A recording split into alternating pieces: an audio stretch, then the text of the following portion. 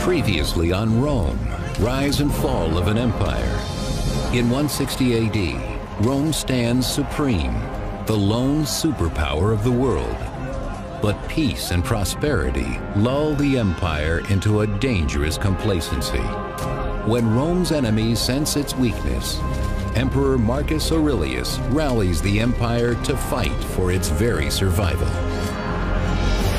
Now, in the 3rd century AD, as the Roman Empire struggles against foreign invasions and the growing power of Christianity, one emperor emerges from the chaos. His name is Decius, a leader who calls upon brutal warfare and ancient pagan gods to deliver Rome from the powerful forces tearing it apart.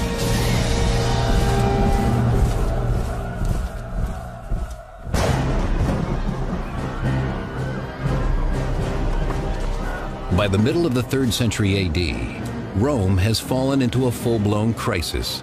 Barbarians prey upon the weakening borderlands, and civil war breaks out across the empire.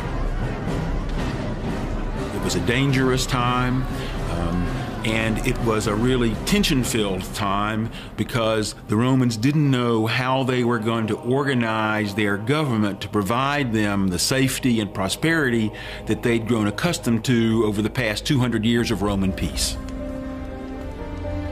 Desperate for answers, many Roman citizens looked to their ancient pagan gods to deliver them from the perils of war. But others find solace in a radical new religion, Christianity. Christianity in the middle of the 3rd century is the most rapidly expanding religious movement in the Roman Empire. There's still not a lot of Christians. I mean, let's not think in terms of more than a few 100,000. But it's a religion which is getting more visible. New believers wash away their old pagan gods through an act described in a 2nd century catechism. Baptize in living water. But if thou hast not living water, then baptize in other water. And if thou art not able in cold, then in warm. In the name of the Father, and of the Son, and of the Holy Spirit. In this ritual of purification, Romans are born anew as Christians. Believing in only one true God, they reject the empire's traditional pagan religion.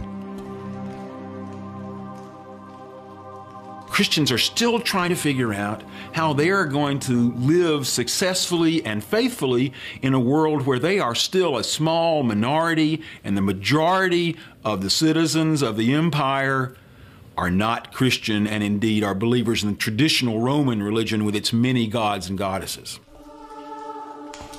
As outsiders, Christians must rely on the goodwill of the Roman emperor for protection.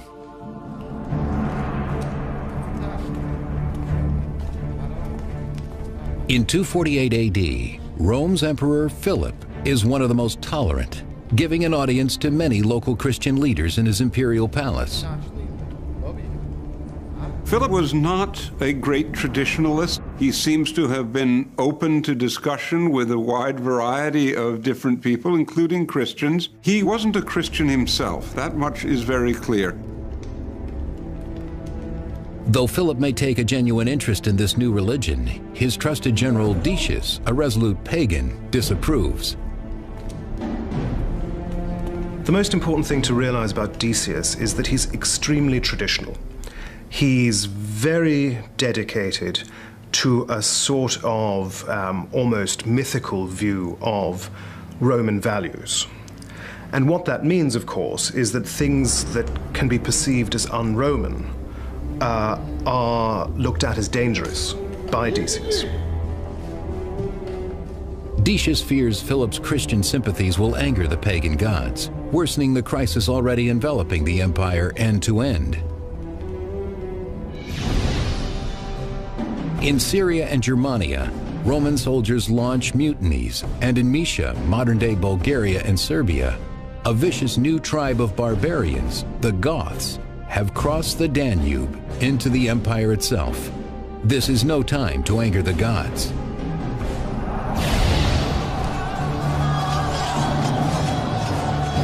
As the Goths pour into Roman territory, the imperial forces led by Commander Marinus Pacatianus must defend the empire against his new and savage enemy. The intentions of the Goths perhaps were well known to the Romans, but the extent of their strength and the duration of their attack is something the Romans couldn't have anticipated. And the degree and the depth to which they penetrate into Roman territory also is something that Romans probably wouldn't have imagined as well. We don't know very much about the Goths in this period. What we do know is that the region north of the Danube became the launching post for hit-and-run raids into the Roman Empire. Pacatianus is able to hold the Goths back and, for the time being, secure the empire's frontier.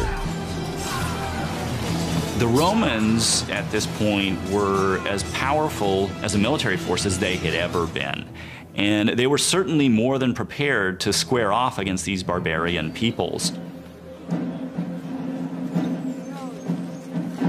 But in their crude camp, the soldiers grow tired of taking orders from a distant ruler. Instead, they choose their commander, Pacatianus, to replace Emperor Philip in Rome. Pacatianus has now become the most dreaded political player, a usurper. A usurper, that is to say, a man who could become emperor through unofficial channels, would gain the throne by getting the support of the army. The support of the army in the end was what made and unmade emperors. The Roman Senate was supposed to give legitimacy to an emperor by recognizing his right to rule, but without the support of the soldiers, no emperor was going to last. As a usurper, Pacatianus is confident that the support of the military will allow him to lead his legions to Rome and take the throne himself. Back in Rome, after learning of the rebellion on the Danube, a desperate Emperor Philip seeks guidance from his general Decius. Philip senses that not only is his military support eroding, but also his position in Rome is likely to erode. And he knows that this is a revolt that he has to deal with personally and he has to deal with quickly. When Philip confronts the Senate and asks them what they would advise him to do about this revolt, most of them are too scared to say anything, but Decius actually speaks up and says, let the thing collapse under its own weight. From the Danube region himself, Decius tries to instill confidence in Philip, but in vain. The emperor has good reason to be concerned. Philip would have been particularly worried about Pacatianus because Pacatianus was commanding soldiers to the north in the region of the Danube River, where you could expect to find the toughest, most battle-hardened soldiers and the best commanders. So Philip knew that Pacatianus was a real military threat to Philip's political position. Trusting his general Decius completely, Emperor Philip sends him from Rome across the Alps to Moesia to quell Pacatianus's revolt.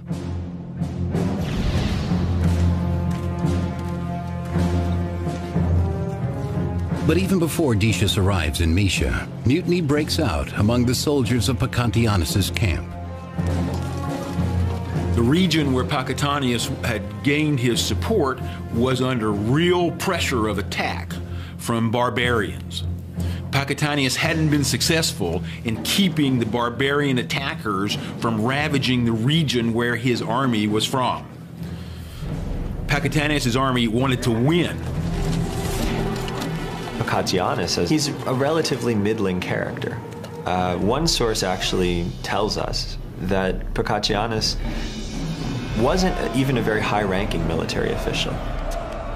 Pacatianus is done in. He's killed by his soldiers. And that's the end of the little incident. On his mission to Moesia, General Decius brings his son Herennius, a young soldier in the Roman army.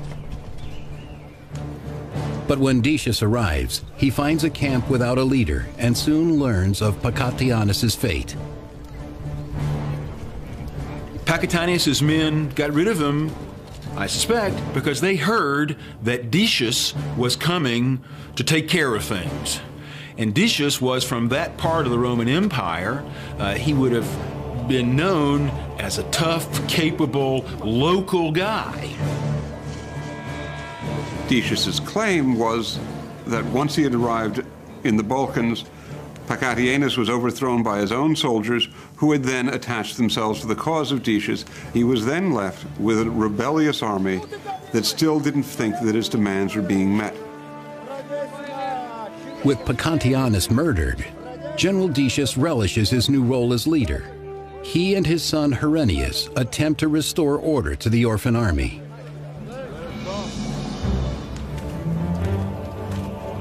The mutinous soldiers have other plans for Decius.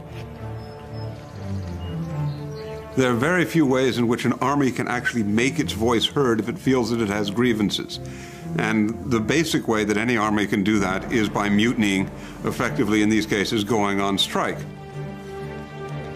Demanding a ruler more capable than Philip of protecting the Roman frontier, the soldiers proclaim General Decius emperor. This makes a lot of sense. He's from the region, generally speaking. He's from the Balkans. And so he's sympathetic to the plight of armies along the Danube.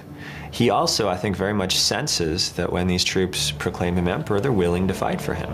They trust him, and he can help them pursue their agenda at court. In an act of utter betrayal, Decius has become a usurper himself, cheered on by his son Herennius. Though Philip is an old friend, Decius sees no other way of returning Rome to its former glory than wresting control of the empire with his own hands. In Rome, Emperor Philip is enjoying his comfortable imperial life and expects nothing from Decius but news of the rebellion's end.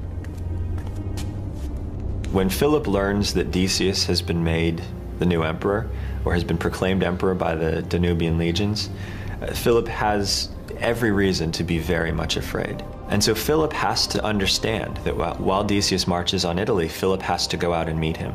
He can't stay in the city of Rome and hope to retain his position.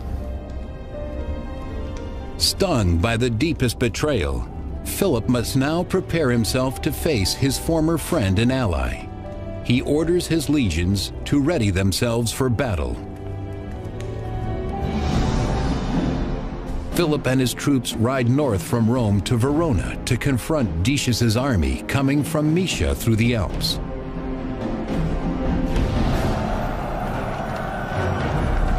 Emperor Philip and Decius meet in a bloody battle near the Alpine Pass. Once the armies on the Danube have declared him emperor, Decius is in a very powerful position and marches into northern Italy. Philip comes out to meet him. He has a very small army at his disposal. He has the sort of basic strategic reserve of the empire, a couple of legions in Italy, but he's heavily outnumbered. 6th century chronicler Zosimus records the day. The supporters of Decius, though they knew that the enemy had the imperial forces, still retained their confidence in Decius, trusting his great skill and prudence. The battle would sort of hinge on who would give way first. Morale was an incredibly important part of all ancient battles, but especially at this time when there are fewer soldiers, they're less well trained, and frankly, more susceptible to panic. Panic was the real enemy in an ancient battle. If your side lost its spirit, lost its cohesion, and turned to run, all was lost. Soldiers who had panicked and were running away could be picked off at will without any danger to the enemy. When the armies meet in battle, Decius wins a very easy victory. We don't have any precise details, but we have a pretty good idea of what the difference would be in the forces on the two sides, and we can see that Philip really didn't have a chance. In the Battle of Verona, Emperor Philip himself is brutally slain and his army defeated. Victorious, Philip's former general and confidant Decius is now eager to begin his reign as Emperor of Rome. Back in the capital, Decius and his son Herennius are received by the members of the Senate, who hail Decius as emperor. He believes that in order to restore Rome's security, the empire must first uphold its traditional pagan values. One of the things that Decius is very concerned with is the health and the correctness of Roman worship, of imperial worship. I think it's clearly the case that the crisis that the empire is facing, the very large number of civil wars and the very large number of foreign wars, makes a correct relationship with the gods important. Ready to overcome the crises they experienced in Philip's reign, the Senate welcomes the stringent pagan rule of Decius, complete with ritual sacrifice. The traditional religion of the Romans, we call it paganism, involved worshiping and honoring and respecting many gods and goddesses.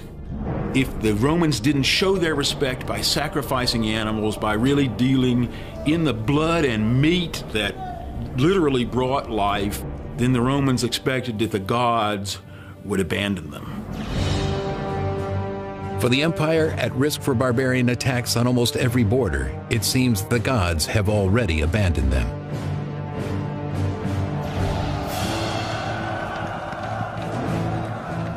The 3rd century in Roman history is often referred to as a period of crisis. And the period when Decius comes to power is just as that crisis is really coming to a head. The situation on the frontiers is about as bad as it's ever been.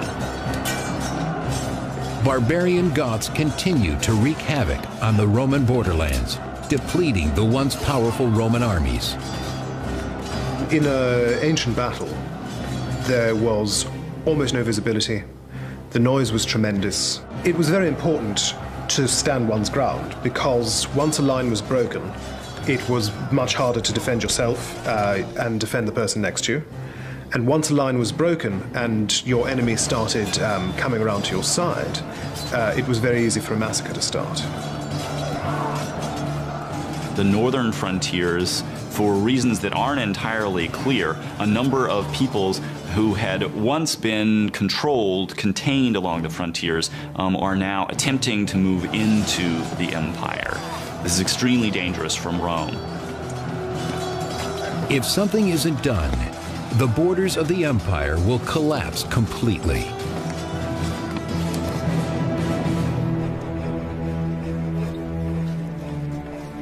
To start, new pagan temples are commissioned by Emperor Decius in Rome, hoping to appease the angry gods.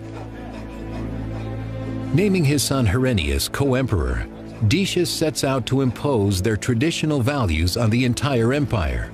They will not tolerate Christianity or any other deviation from pagan devotion.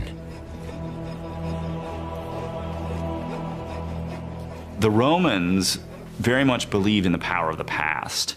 And that meant that when Decius decided to undertake a major religious reform, he simply looked back to the past. How have we always done things? We've always performed sacrifices. I'll ask the people to perform a sacrifice. In temples across the empire, all Roman citizens are required to follow Emperor Decius's decree and make public sacrifices to the gods of Rome. The central activity of traditional Roman religion revolved around sacrifice, which is, after all, involved with life and death, in the most immediate and even brutal fashion. You kill an animal and you cook it in order to show your respect to the gods and to literally share the stuff of life. For Romans, sacrifice was absolutely essential to ensuring what they called our peace with the gods. Emperor Decius demands that every Roman take part, regardless of religion. What he did was insist that every single person make the sacrifice and obtain a certificate that they had done so. He was able to use the tax system, the tax rolls, to make sure that you could bring everybody in, and you had to make the sacrifice in front of witnesses. Anyone who does not submit documentation proving their sacrifice risks imprisonment or even death. This created terrible problems for Christians. Do they simply do this? Do they make the sacrifice? Or do they refuse? If they refuse, what is going to happen to them? They're violating a direct order from the emperor. The citizens of Rome, Christian and pagan, await an uncertain future. Emperor Decius proclaims that all Christians, on pain of torture and death, must make sacrifices to the pagan gods, even though their faith forbids it. Christians couldn't sacrifice to the traditional gods without forsaking their religion and believing that they were doomed to eternal damnation. Forced to obtain a certificate to prove their sacrifice, Christians face an impossible choice between their emperor and their religion.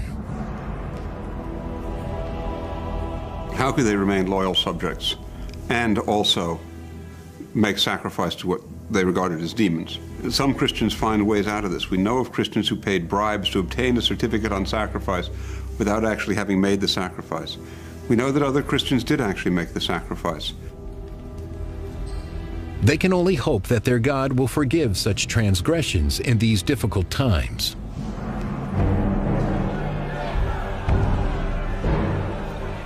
But not all Christians comply with Emperor Decius's decree. In 250 AD, Fabian, the Bishop of Rome himself, shows the people of Rome the earthly consequences of an unbending Christian faith. It's quite possible Decius didn't understand that Christians couldn't perform these sacrifices. But in effect, by requiring that everyone in the empire act religiously in the same way, Christians are now excluded. And the penalty that Decius set out for not performing these sacrifices is a severe penalty, in some cases extending even to death. 4th century Christian chronicler Eusebius of Caesarea writes of the Christians martyred during the 3rd century persecutions. I am struck with wonder at their all-enduring courage and the open profession of their faith, how the martyrs were not cast down in their minds, but their eyes looked upwards, and they neither trembled nor feared. 3rd century Christian chronicler Lactantius raves against the emperor. Decius appeared in the world an accursed wild beast to afflict the church, and who but a bad man would persecute religion? As the religious fervor escalates, many Christians cannot find the same strength as the martyrs. They choose instead to keep their heads down and try to stay alive.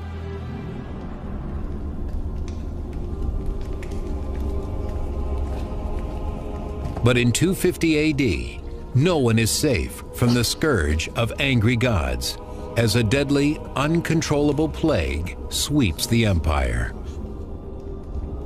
We don't know that much about the plague from a medical perspective. We don't know precisely which kind of plague it was, whether it was the bubonic plague or something else. Not even the empire's most innocent are spared from the plague's blight.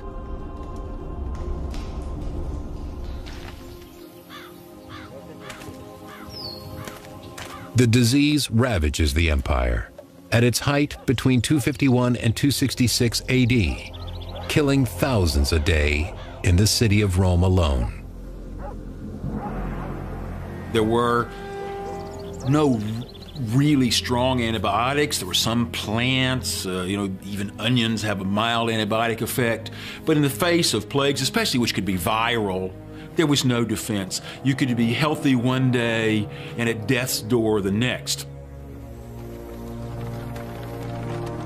Even the emperor is powerless against such a virulent enemy. I think Decius would have been distressed to find that even after he tried to have this universal sacrifice, that things got even worse, especially when the plague hit subsequently. You have bodies decomposing and pieces of bodies. The city's littered with the dead. The living are, of course, affected immensely by this. And the living begin to wonder about their fate and the fate of the empire, and ultimately the cause of such suffering.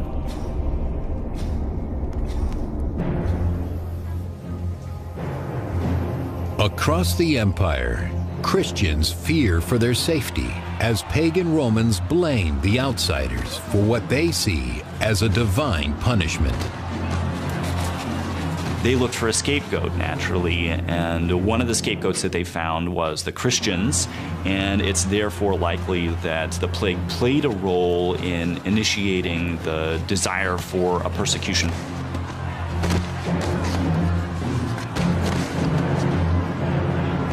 In a desperate form of retribution, the pagans hope the Christian blood will appease their angry gods.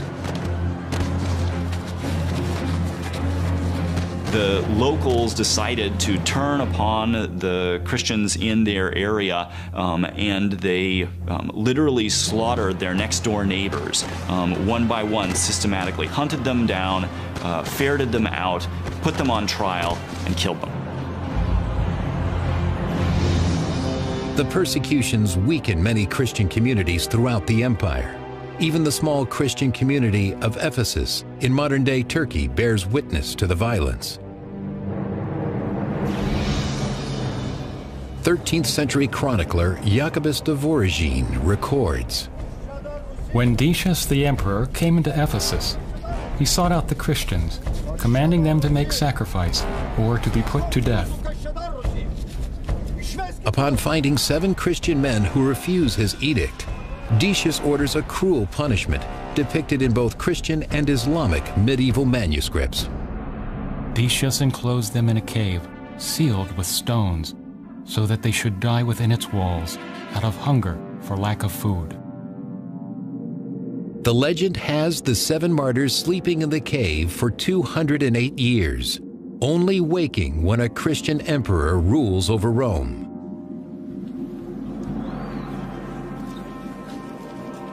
Many of the empire's Christians flee to the wilderness, hoping to avoid persecution.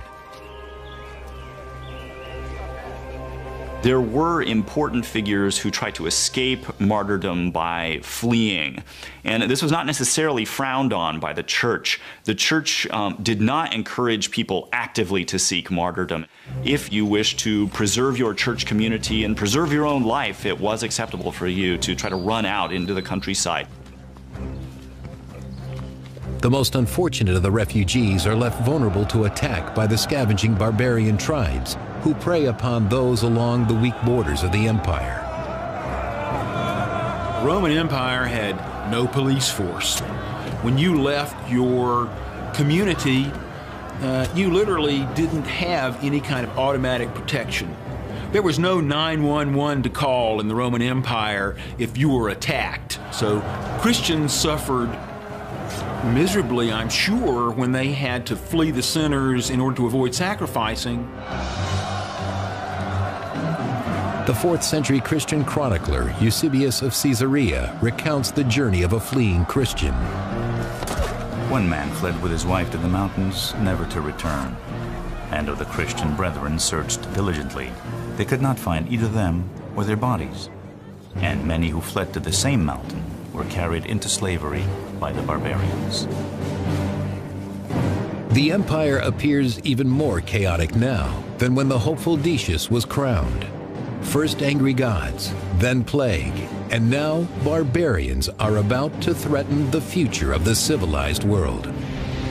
In 250 AD, the barbarian Goths again crossed the Danube into the imperial province of Moesia.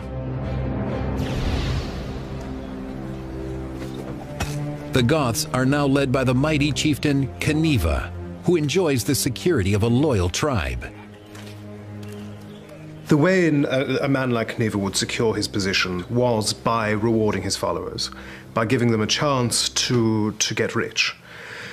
There was only so much wealth north of the river, north of the Danube. South of the river, where there are Roman cities, there's an almost limitless supply of captives, of treasure, of coined money. 6th century chronicler Jordanes recounts the Gothic king's plan to relieve the empire of its abundant wealth. Cniva divided the army into 2 parts, and while he stayed in camp with 70,000 men on the Danube, he sent the other warriors to waste Mysia, knowing that it was undefended through the neglect of their emperor.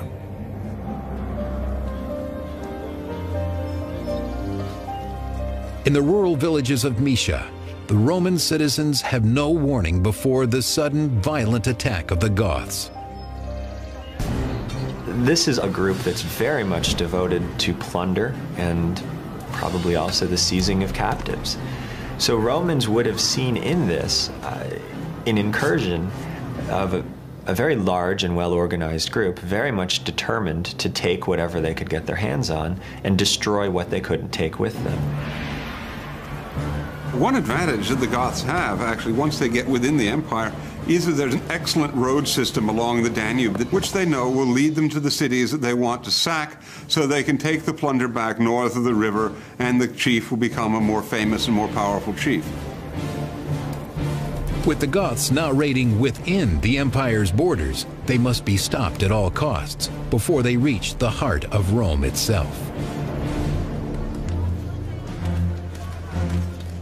Emperor Decius quickly prepares for battle and takes no chances in planning his attack on the Goths. His oldest son Herennius will join him in Mysia, but his younger son Hostilian, only a boy, will remain behind. Hostilian is left in Rome with his mother. The rationale for this, I think, is relatively clear. If the situation in Rome requires an imperial presence, Hostilian can represent the principate there.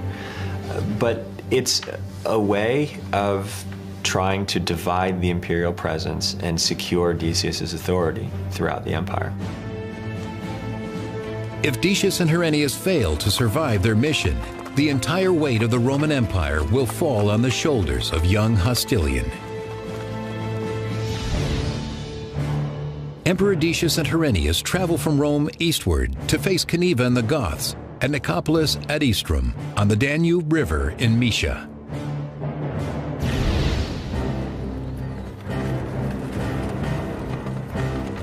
Outside Nicopolis, the Gothic king Cniva and his barbarian warriors prepare to besiege the Roman city. Cniva is clearly a very able character on a tactical level, but he doesn't have a strategic plan rather than to sort of smash, grab, and return, which is what the tribes see Rome as being, a place to go steal cool stuff and bring it home. Emperor Decius and Herennius intercept the Goths just in time, before they can reach Nicopolis. Well, in ancient warfare, in a battle between Romans and barbarians, you were face to face with the person you were fighting. You were face to face with the person that you were trying to kill, and the battles often didn't last very long for the simple reason that it was very tiring. It was very tiring, and after the initial impact, people wore out very quickly. 6th century chronicler Jordanes describes Cniva's defeat. When the Emperor Decius drew near, Cniva, with his army, still in good shape, at last withdrew to the Haemus Mountains of the Balkans, which were not far distant. But the persistent Goths do not continue their retreat, and instead move south into the Thracian city of Philippopolis.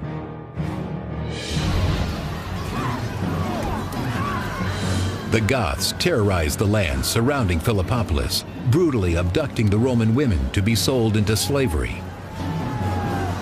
The Goths that erupt are a very well-organized force. Their king doesn't command a small war band. It seems that he commands a relatively large army of thousands. And this makes him different from previous Germanic invaders in the Danube region. So this is going to be a moment of profound fear. Cniva managed to besiege Philippopolis and eventually take it in ruthless fashion. He did this and killed, according to one source, as many as 100,000 people in the process. But despite his campaign, Cniva finds an unlikely ally inside the city walls. Titus Julius Priscus, an ambitious Roman governor who would prefer to be emperor. Cniva lures Priscus into making a traitorous pact. He allows Cniva into Philippopolis in exchange for barbarian support against a shared enemy, Emperor Decius. Both Priscus and Cniva had the goal of bringing down the Roman emperor. Priscus from the inside, Cniva from the outside. And so Priscus made a secret, dirty deal saying, look, I'll surrender our people to you if you'll promise to get rid of the ones who'd support the emperor instead of me. And Cniva said, that's a deal. The two leaders sealed the deal with a common act for both barbarian and Roman. Priscus and Cniva would have had a formal ceremony in which they swore before the gods over a sacrifice, pouring a libation of wine to the gods to show each other that their faith was guaranteed by divine sanction. In this case, Cniva was lying. Priscus will learn soon enough it's all a ruse. The Goths take what they need, supplies and captives, and brutally dispose of what's left. After the Goths plunder and desert Philippopolis, Emperor Decius pursues the fleeing King Cniva northward to Abritus in Roman Moesia.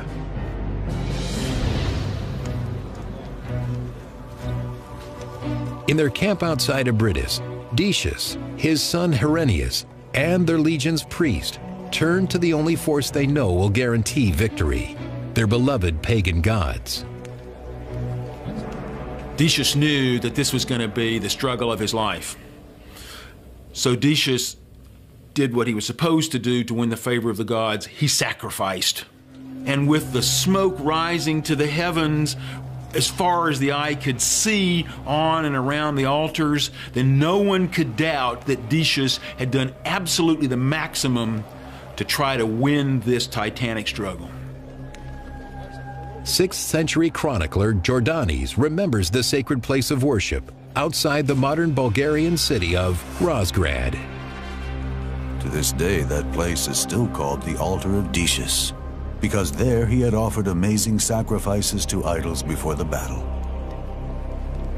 If Decius is going to bring stability to Rome, he must push the Goths back across the Danube River for good.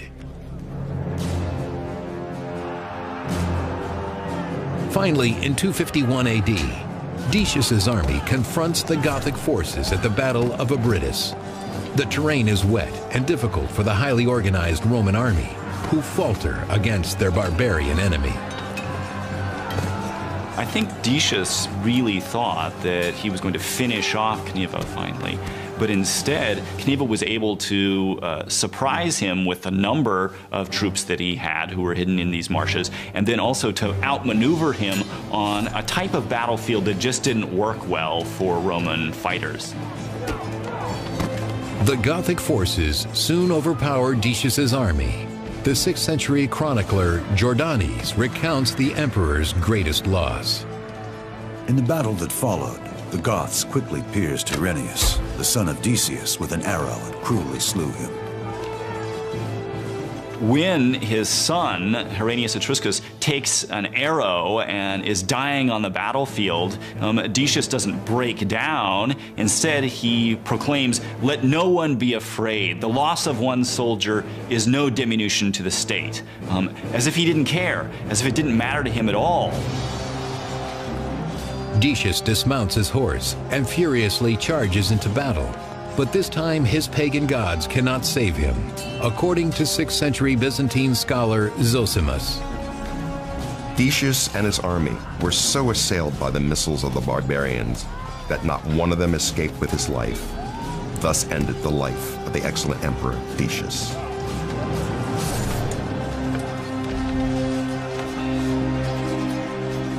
Decius is the first emperor in Roman history to be killed by a barbarian army. It's a moment where the Roman Empire probably seems to its inhabitants to be beginning to careen out of control.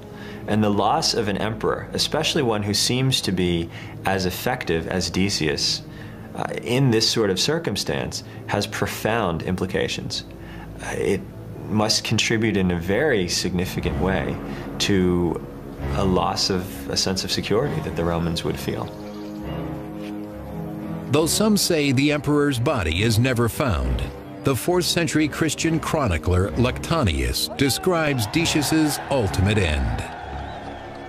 Stripped and naked, he lay to be devoured by wild beasts and birds, a fit end for the enemy of God.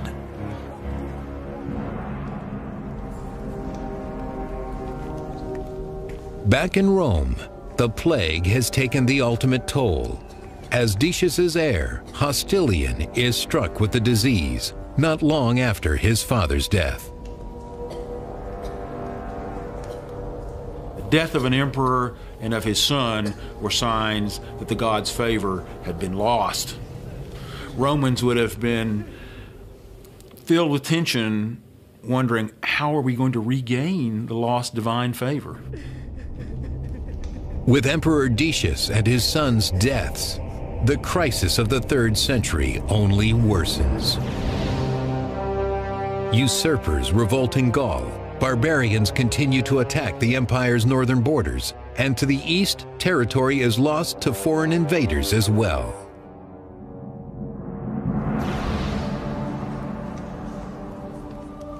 Yet Christianity continues to grow, despite an increase in persecutions. Decius's experiment with persecution was a failure. In the decades that follow, there's only one other sustained attempt at persecution, and then for more than 40 years, the Christian Church is allowed to grow at its own pace. Eventually, over 100 years later, in 380 AD, Christianity becomes the official state religion of the Roman Empire, an apt reward for their faith and courage, according to 4th century chronicler Eusebius of Caesarea. Anyone who examines the events of history will find that all those who have acted on the side of the righteous and the just have tasted the sweet fruit of success. Emperor Decius allowed religion to divide the empire, turning Roman against Roman in a desperate time of violence and plague. Without a unified front, Rome's borders are left open to the greatest and bloodiest of all enemies, the barbarians. Next on Rome, rise and fall of an empire. Weakened by plague and barbarian attacks, the people of Rome live in constant fear. More usurpers rise, further dividing the great empire against itself, until an emperor rises like no other. He is Aurelian, restorer of the world. Period. What we do know is that the region north of the Danube became the launching post for hit-and-run raids into the Roman Empire. Pacatianus is able to hold the Goths back and, for the time being, secure the empire's frontier. The Romans at this point were as powerful as a military force as they had ever been. And they were certainly more than prepared to square off against these barbarian peoples. But in their crude camp, the soldiers grow tired of taking orders from a distant ruler. Instead, they choose their commander, Pacatianus, to replace Emperor Philip in Rome. Pacatianus has now become the most dreaded political player, a usurper. a usurper, that is to say, a man who could become emperor through unofficial channels, would gain the throne by getting the support of the army. The support of the army in the end was what made and unmade emperors. The Roman Senate was supposed to give legitimacy to an emperor by recognizing his right to rule, but without Christians are still trying to figure out how they are going to live successfully and faithfully in a world where they are still a small minority and the majority of the citizens of the empire are not Christian and indeed are believers in the traditional Roman religion with its many gods and goddesses. As outsiders, Christians must rely on the goodwill of the Roman emperor for protection.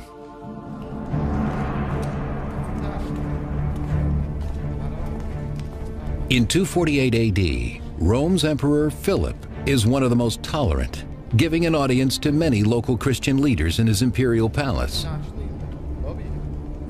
Philip was not a great traditionalist. He seems to have been open to discussion with a wide variety of different people, including Christians. He wasn't a Christian himself. That much is very clear.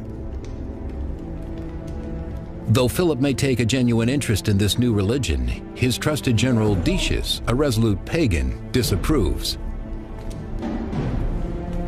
The most important thing to realize about Decius is that he's extremely traditional. He's very dedicated to a sort of almost mythical view of Roman values. Organize their government to provide them the safety and prosperity that they'd grown accustomed to over the past 200 years of Roman peace. Desperate for answers, many Roman citizens looked to their ancient pagan gods to deliver them from the perils of war. But others find solace in a radical new religion, Christianity. Christianity in the middle of the 3rd century is the most rapidly expanding religious movement in the Roman Empire. There's still not a lot of Christians. I mean, let's not think in terms of more than a few 100,000, but it's a religion which is getting more visible. New believers wash away their old pagan gods through an act described in a 2nd century catechism. Baptize in living water. But if thou hast not living water, then baptize in other water. And if thou art not able in cold, then in warm, in the name of the Father, and of the Son, and of the Holy Spirit. In this ritual of purification, Romans are born anew as Christians. Believing in only one true God, they reject the empire's traditional pagan religion. Previously on Rome, rise and fall of an empire. In 160 AD, Rome stands supreme, the lone superpower of the world. But peace and prosperity lull the empire into a dangerous complacency.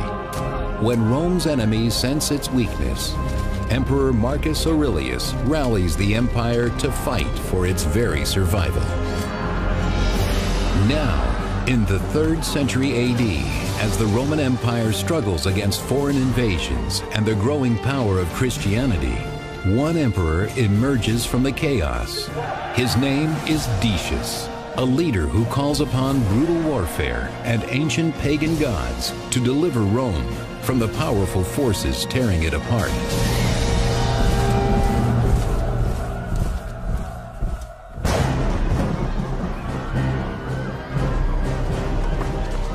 By the middle of the 3rd century AD, Rome has fallen into a full-blown crisis.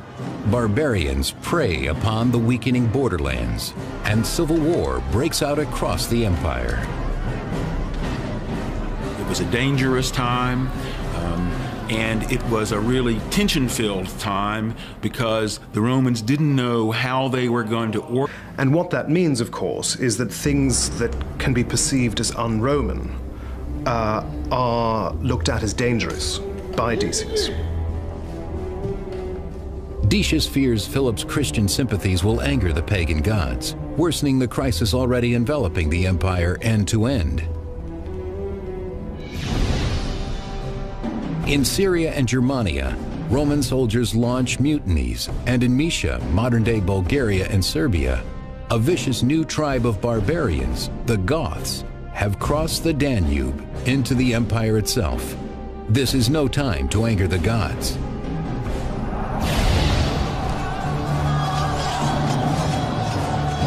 As the Goths pour into Roman territory, the imperial forces, led by Commander Marinus Pacatianus, must defend the empire against his new and savage enemy. The intentions of the Goths perhaps were well known to the Romans, but the extent of their strength and the duration of their attack is something the Romans couldn't have anticipated. And the degree and the depth to which they penetrate into Roman territory also is something that Romans probably wouldn't have imagined as well. We don't know very much about the Goths in this